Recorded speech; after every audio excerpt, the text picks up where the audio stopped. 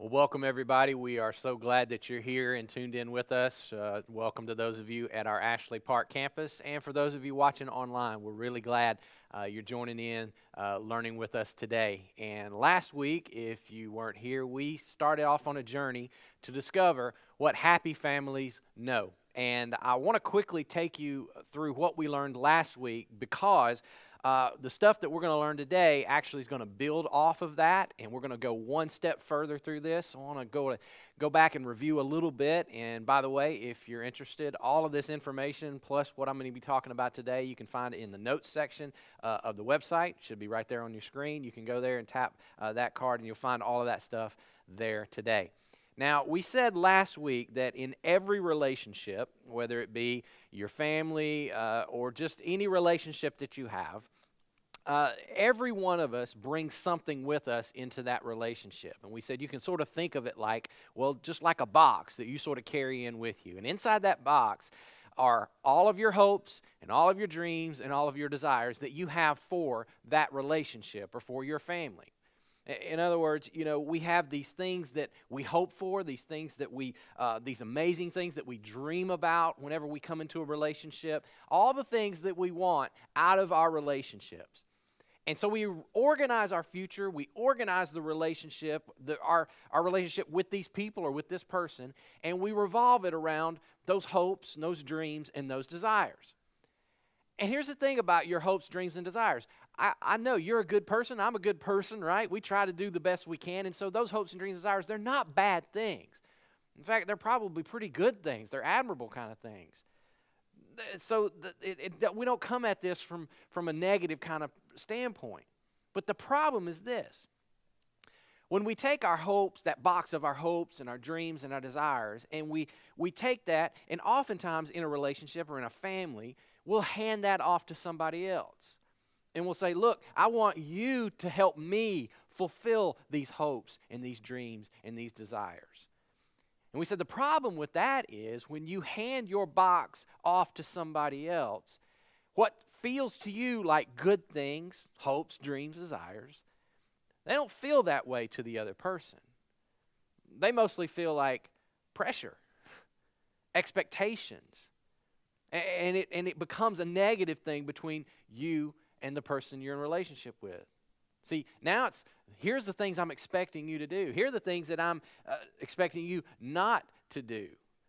And what feels reasonable to me, because again, they're my hopes, they're my dreams, they're my desires, to the other person just feels like a box full of pressure, a box full of expectations.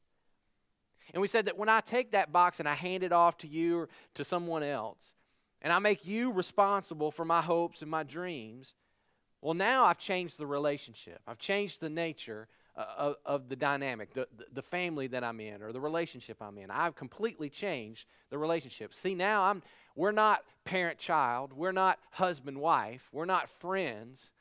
We're debtors to one another.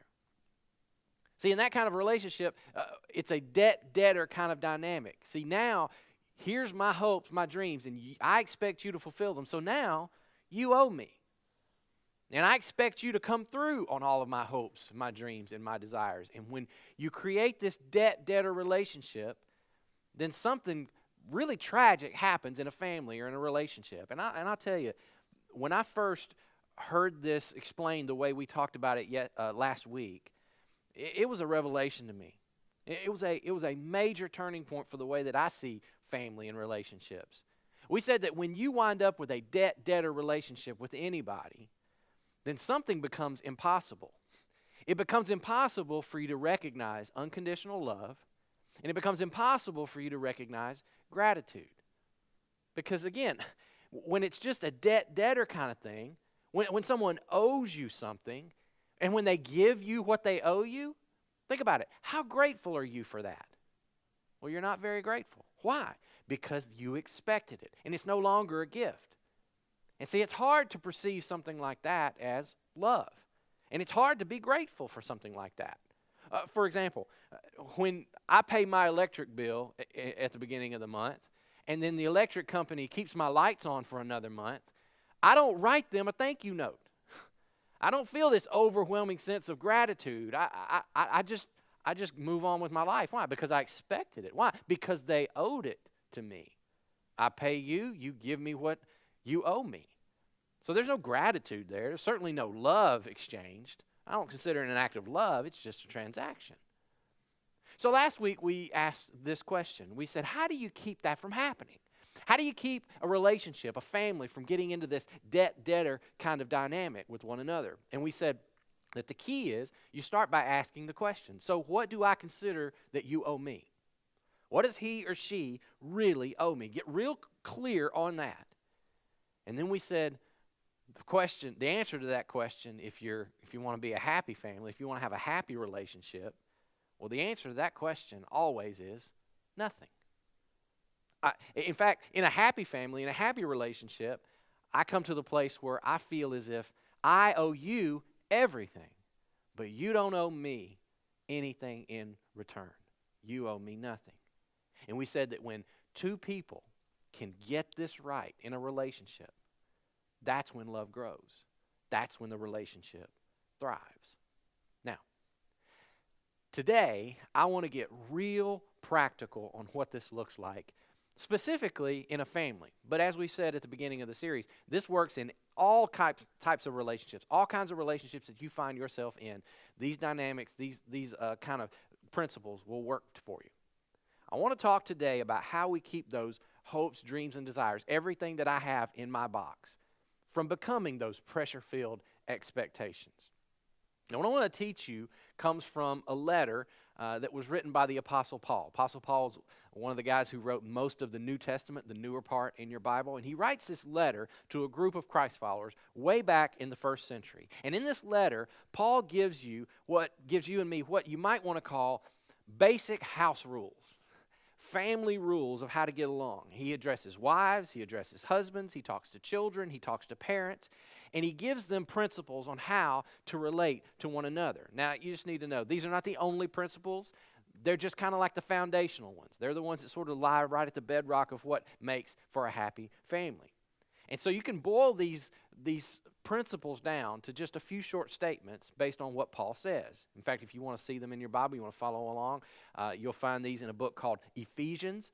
You'll find it at the end of chapter 5 and then right at the beginning of chapter 6. So let's read these, and I boiled them down to the 4 major principles that he gives for how families need to relate to one another. Here they are. Wives, submit to your husbands. Husbands, love your wives. Children, obey your parents. And fathers, or parents, we can include all parents in this, don't exasperate your children.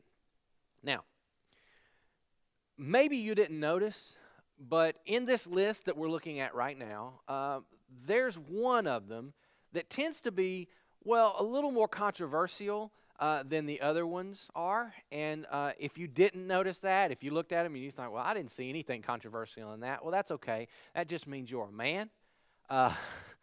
But I want to go ahead and get it out of the way. I want to just jump right into the deep end of the pool, and let's just address the elephant in the room, because one of those is really controversial. And of course, it's the first one. Wives, submit to your husbands. And the reason I want to address this right up front is because I know that for some of you here today, things like this that you read in the Bible is precisely why you hesitate to embrace Christianity. I mean, many of you have looked at this and you've said, you know what? See, I told you. It's just a male-dominated kind of thing. It's oppressive to women. It's old. It's outdated. It just doesn't work in the modern world. Why would anybody buy into this? And you have some hesitations. And if that's you, here's what I want to say to you. First thing I want to say to you is, I get it. And you're right. Far too many Christians over the years have taken verses like that one, and they've used them to hurt and oppress women. And even if it happened one time, it's too many times. And so I just want you to know, I get that, and I understand that. But I also want to say to you this. If you're here and you've ever thought that, or if you think that currently, I'm really, really glad that you tuned in today. I'm really so glad that you're here, because I believe when you look at these statements in their proper context, in their proper historical context even, I think you'll find something very interesting. Because when you read this in its proper perspective, this verse gives no one a license to oppress anyone else. In fact, it's actually the opposite. And I'm going to show you what I mean by that. Now, did you know that in the original language, when Paul is writing this, because Paul's not writing in English, he's writing in the Greek language, Ephesians 5:22, wives submit to your husbands. Did you know that that verse actually doesn't have a verb in it? And that's true. In fact, if you were to take this statement, this verse, and you were to translate it literally the way it's written, here's what it reads like. Wives, to your husbands as to the Lord. That's exactly how it reads. Which begs the question, where did they get the word submit from? Where did it come from? Well, the truth is it's there. It's just not right there. It's not in that verse. See, and I know you probably don't care about a lot of this, but it helps to understand where we're going. In the Greek language, a lot of times when writers would be writing, they would not necessarily use a verb every single time. They would pick up a verb from another sentence and just carry the thought through, and they would just sort of imply the verb. And a lot of times they would take it from the sentence that comes before it. That's exactly what Paul does in this verse, which again leads us to the question. So where did he grab the verb from, submit? Where did he take that word from? It's in the sentence before that. So if you were wondering that, I'm really glad, because we're going to look at the sentence before that, because the sentence before that begins the entire section that Paul lists all of these house rules, these family rules, and that very first statement changes the context of everything that comes after it. So what's the sentence before Ephesians 5:22? Well, it's Ephesians 5:21. Let's read it together. He says, submit to one another out of reverence for Christ. So let me see if I can pull all of this together for you to make sense out of it. Paul basically is saying this. Look, let me tell you what the basic operating system is for families. Let's just lay the foundation out right at the beginning. Here's the basic rule for everybody in the family. He says, submit to one another out of reverence for Christ. In other words, he's saying, look, everybody needs to be submitting to everybody else. That's just the standard rule for families. No exceptions to this. Everybody gets in on it. Submission is for everybody. And then the rest of the stuff that Paul says after that is just application of what he said in the first statement. That's why there's no verb in verse 22. Because he's basically saying, look, everybody submit to everybody. Now, wives, to your husbands. And then he goes on and he talks to husbands, and he gets a little bit more specific when he talks to husbands. Now, why does he do that? Well, if you have to ask that, then you don't understand dudes. We don't do well with vague. We don't do well with implied. We have to have specificity, you know? So he gets real specific with the guys because we need it. And so he says, husbands, love your wives. Here's what submission looks like for you. You need to love your wives in the same way that Jesus loved the church.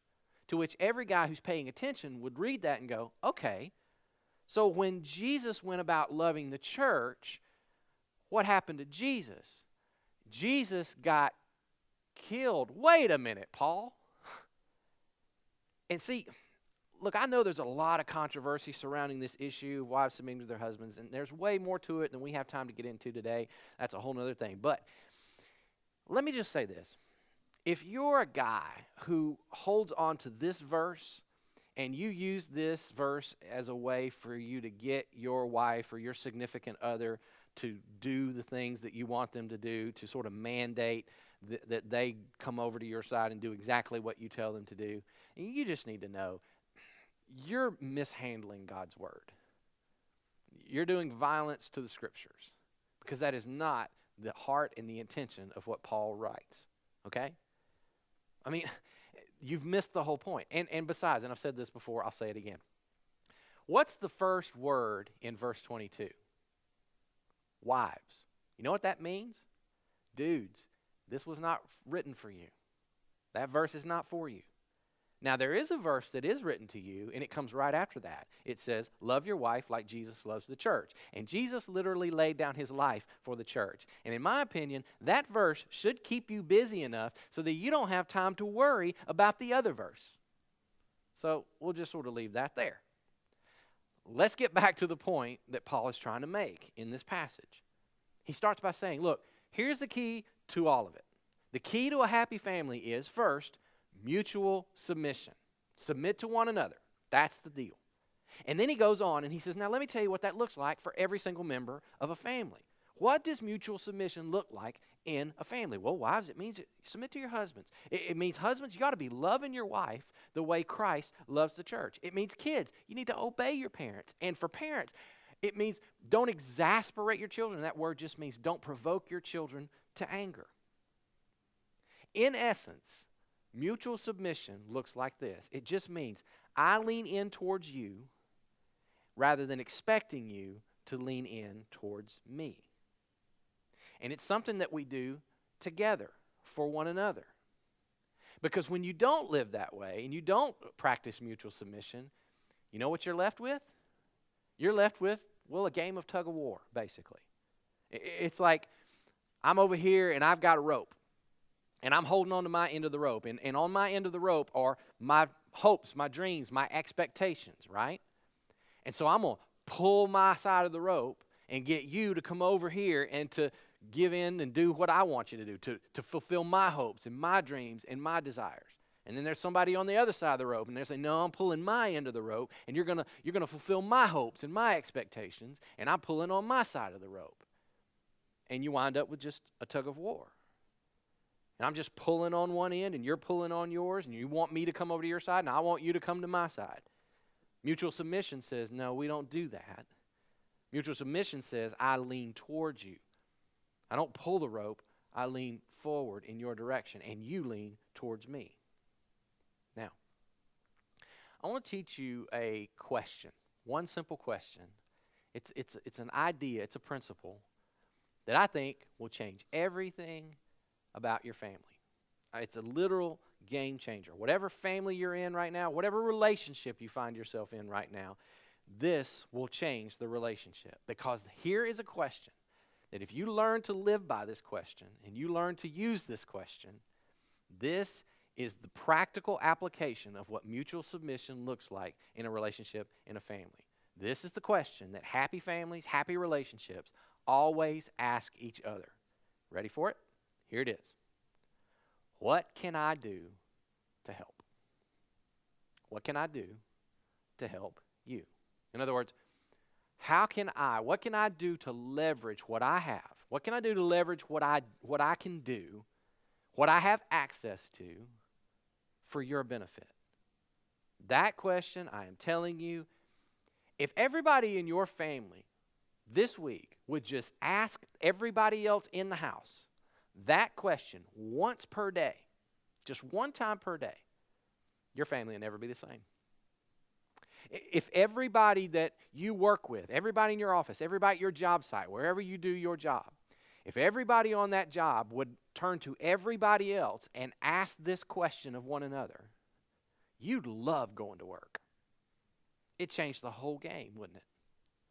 This question is the bridge to mutual submission, and it is a game changer when it comes to relationships. It's essentially saying, I want to offer all that I am for all that you are. I want to loan you me. What can I do to help you? In fact, here's what I want to do. I want us to say it out loud together. I want us to practice this because many of us need practice because we don't use this question very often. And I know for those of you sitting over at Ashley Park, it's going to feel weird to talk to somebody who's on a big screen like this, and you just need to get over yourself, okay? Because we're going to do this together because you and I, we all need to practice this. So I'm going to count to 3, and we're all going to say the question out loud together. Ready? Here we go. 1, 2, 3. What can I do to help? See, it's not that hard. Now, let me just talk to a couple of groups of people that are in the room today. Let me talk to the students, kids in the room, because I know there's some junior high school students with us here today. I'm telling you, if you were to go home this week and you were to start to use this question, you start to ask this question of your parents, you very well might have to pick them up off the floor every time you ask it because they will not be expecting it. And here's the good news. Students, you ask your parents this question, what can I do to help? They're not even going to have an answer for you. They're going to be so shocked they will not even have an answer for you. Or they'll just say, nothing, I don't need anything. And then here's what's good for you. You get to go upstairs and continue doing whatever it is that you were doing, and you get credit for asking the question. I'm telling you, it's huge. And if you really want to score points with your parents, I dare you do this. Say it in front of their friends. Like when your parents have some friends over for dinner and they're in the kitchen, they're getting things ready. I dare you, just walk into the kitchen one time in front of their friends and say, Mom, Dad, what can I do to help? They'll say, nothing. And then you'll leave the room, and I'll tell you what will happen next. Their friends will fall on their knees, and they will say, oh, wise parent, teach us your secrets. We have failed. They won't know what to do with it. Here's another one. Kids, students, when you start dating someone, you're eventually going to wind up going over to their house or meeting their parents or meeting their family or whatever. Whenever you go over to meet your significant other's parents, before you head off to the other room or go sit on the couch and watch TV or whatever else is you're going to do, I dare you, just walk into the kitchen and ask your significant other's parents this question. Is there anything I can do to help you? They will think you hung the moon. And if you don't believe me, ask a parent. Parents, am I right? Of course I'm right. Because see, and this is so important, listen to me, students, right or wrong, isn't it true that most of the interaction between you and your parents winds up being about you? I mean, come on. A lot of your family's dynamic, a lot of your family's, it revolves around your activities, your preferences, your friends, your space, your needs, all about you. And all I'm saying is, what if just one time every day you said, hey, Mom, Dad, instead of you doing everything for me, is there something that I can do to help you? Change the dynamic just for a moment. Trust me, it's a game changer. And parents, let me just say this, and listen. I get that depending on what stage of parenting you're in, the most part of your day is spent instructing your child and teaching your child and making sure your child's protected and they got the right boundaries and relationships and arranging all of that stuff to make sure your child is where they are and what they're doing, what they're supposed to be. I get all that. I mean, I'm with you. I've done the same thing. I do the same thing. I'm a parent too, so I get that. But I want to challenge you. Just one time, every single day, once a day, find a moment when you can look your child in the eye and you ask them, honey, is there anything I can do for you today? Is there something I can do to help you right now? Can I leverage my wisdom? Can I leverage my power? Can I leverage my influence, my wisdom, my time, whatever it is that I have? Not for me, not for my agenda and what I've got going on, but can I leverage that for whatever it is that you're doing right now? Because come on, parents, let's be honest. I'm going to tell you why this is so powerful. Listen, this question, if you ask it, will keep the conversations that you have between you and your kids from constantly going towards the negative. Because think about how much of your parent-child interactions have everything to do with what you've done wrong or what you're not doing or what you need to do or why didn't you. And how about just once a day, you ask this question and it will remind your child, I'm for you. I'm here for you and I'm willing, I'm available. If you need me, I'm here to help you. It's a game changer. Let me talk to the ladies for a second. And ladies, I know that this is not going to be a shock to you when I tell you, you already know this, but if you ask your significant male in your life this question, most likely he's going to give you the exact same answer because this is who we are as guys. He's going to say the same thing. He's going to say, nothing. I'm good. I don't need anything. No, I'm good. I'm fine. Ask it anyway. Ask it anyway. And I'll tell you why. Because when you do, here's what you will communicate to him. You are communicating that you understand and you recognize that he carries a burden for you and for your family. And trust me, that matters. He'll say it doesn't matter. He'll act like it doesn't matter. It matters. Just knowing that you don't expect him to carry that burden all by himself and that you want to be a part of that. I'm telling you, that matters to him more than you will ever realize. And finally, to the guys. Guys, come on. Look up here. Let's be honest. We don't like to ask this question. In fact, everything in you is fighting against asking this question, and I'll tell you why. It's because you're afraid. Oh, I'm not afraid. Come on. I'll admit it. We're afraid. And the reason we're afraid is because we're afraid somebody's going to answer it. And when somebody answers that question, it makes us be in a position of vulnerability. It makes us vulnerable. And listen, guys, here's why this is so huge for your wife, your significant other. Because a lot of times, she walks around and she is afraid to ask this question of you. She's afraid to ask for your help.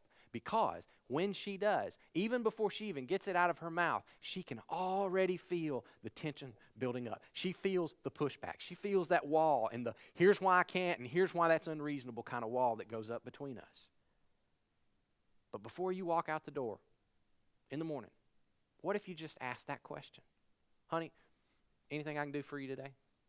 Anything you're involved in that I can help you with, that I can step in and provide some assistance? And here's what will happen. You have just opened the door. You have just torn down that wall. You have just taken what was tense and you just relieved that tension. Because see, that question says, honey, I am willing to use my time, my power, and my ability for your benefit. And that's what I want to do. This question, I'm telling you guys, it will change everything. Because it's the bridge. It's the bridge to mutual submission. And what happy families know, what happy relationships know, is that happiness only comes when we learn to submit to one another. When we learn to leverage our time, our abilities, our wisdom, our whatever it is that we have or we can do for the benefit of another people, of another person. It's when I learn to leverage me for us. And I'm telling you, if you decide not to do this, or if you just never learn how to mutually submit to the people within your family, you will never be happy. That's just the truth. Because see, when I won't submit to you, and you won't submit to me, you know what we're left with? All you're left with is, well, if she would just, then I'd be happy. If he just stop, or if he just remember, or if he just, then I'd be happy. And essentially, I'm pulling and pulling and pulling on the rope to try and finally wrestle control out of his hands or her hands and get them to come over to my side and do what I want and fulfill my hopes and my dreams and my desires and get them to do what I want. That's what you're left with. You're back to the tug of war. And don't you know this is true? Even when you've been able to do that, and some of us have, even when you've been able to get them to come over to your side and do exactly what it is that you want, isn't it true that you're still not happy? I mean, you might be in charge. Oh, you're in charge. But you're not happy. Because come on, let's be honest. When you choose to pull and force and manipulate everybody in your life to come to your side and fulfill your hopes and your dreams and your desires, and you refuse to lean in their direction, you refuse to ask the question, what can I do to help you and leverage me for you?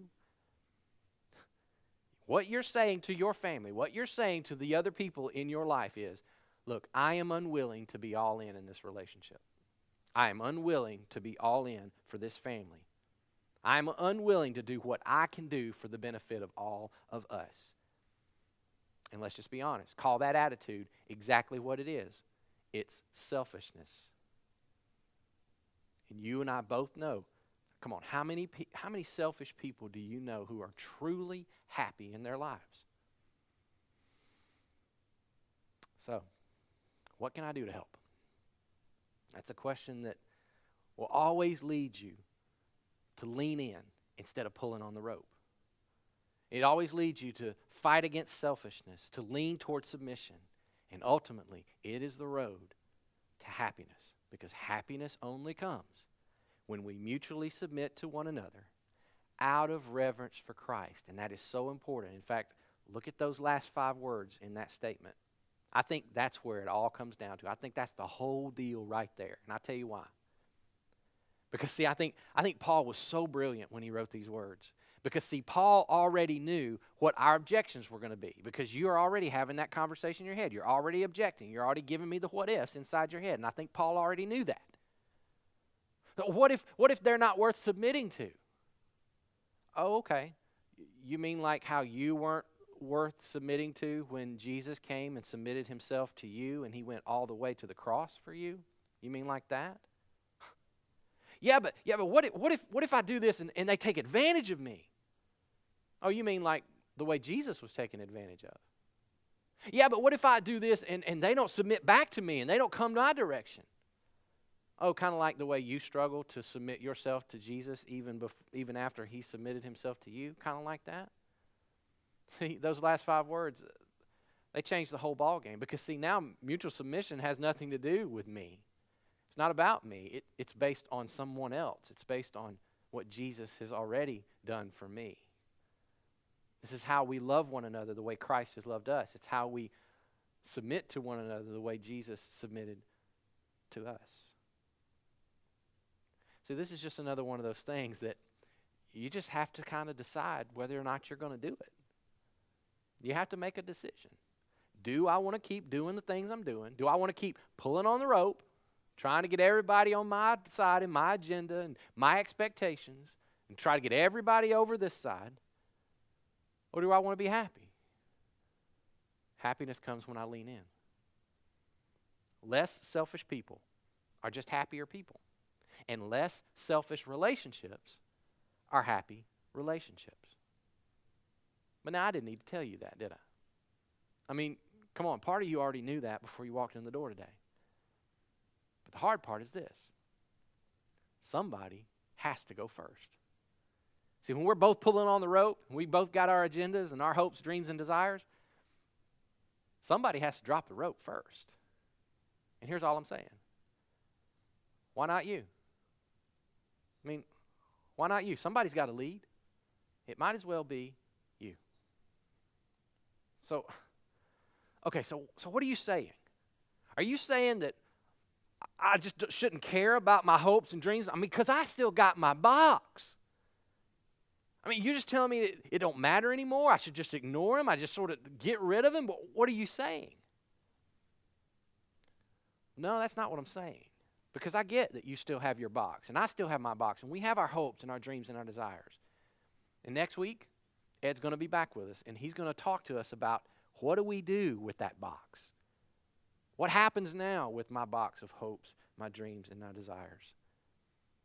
But for this week, I'll leave you with one last thought, and this wraps it all up into a nice bow.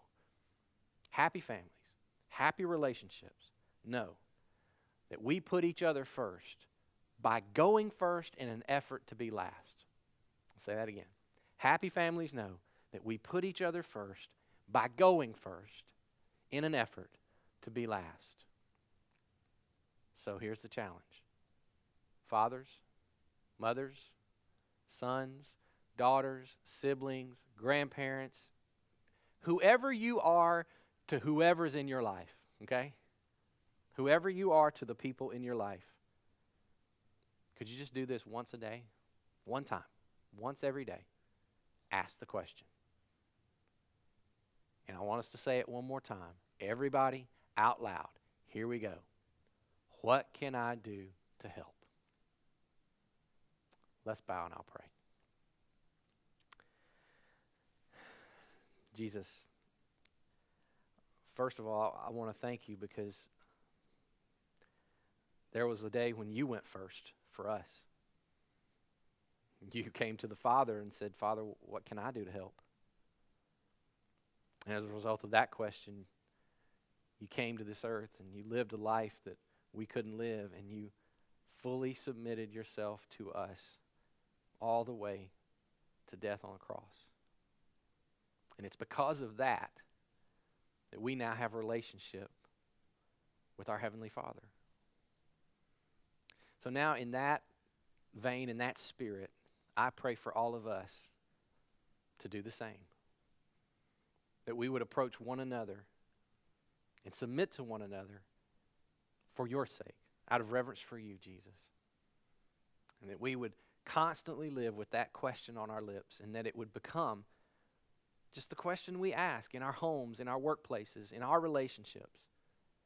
Hey, is there something I can do to help you? We pray this in Jesus' name, for his sake, and out of reverence for him. Amen. We'll see you guys next week for week 3 of What Happy Families Know. See you then.